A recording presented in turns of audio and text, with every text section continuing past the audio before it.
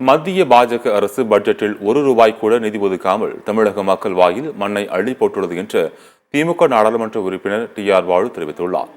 மத்திய பட்ஜெட்டில் தமிழகம் வஞ்சிக்கப்பட்டுள்ளதாக கூறி காஞ்சிபுரம் வடக்கு மாவட்ட திமுக சார்பில் தாம்பரம் சண்முகம் சாலையில் கண்டன ஆர்ப்பாட்டம் நடைபெற்றது. அப்போது பேசிய TR பாலு, மக்களவைத் தேர்தலில் அனைத்து தொகுதிகளிலும் பாஜக தோல்வியடைந்ததால் தான் மத்திய அரசு தமிழகத்திற்கு நிதி ஒதுக்கவில்லை என்று கூறினார்.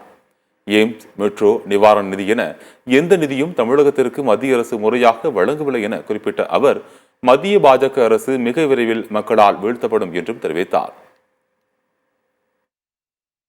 இது கேலி கூத்தா இல்லையா, கேவலமா இல்லையான்னு கேட்டு ஒரு சத்தம் போட்டுட்டு அவங்கள சபிச்சுட்டு உட்காந்துட்டு வேற ஒன்றும் செய்ய முடியல. இதான் நடந்தது.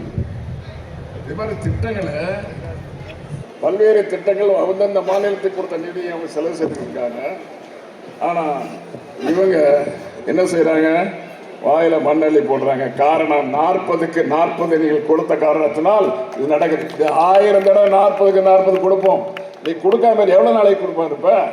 இப்பவே குறைஞ்சு போச்சு, நம்பர் குறைஞ்சு போச்சு. எத்தனை நாள் ஆட்சி? உன்னுடைய ஆட்சி எவ்வளவு நாள்? இந்த ஆட்சி, அதிகாரம், இந்த போதை, இதெல்லாம் தடுமாறக்கூடாது. இது மாதிரி தடுமாறினாங்களும் எவ்வளவு நிறைய பேர் பார்த்தாச்சு.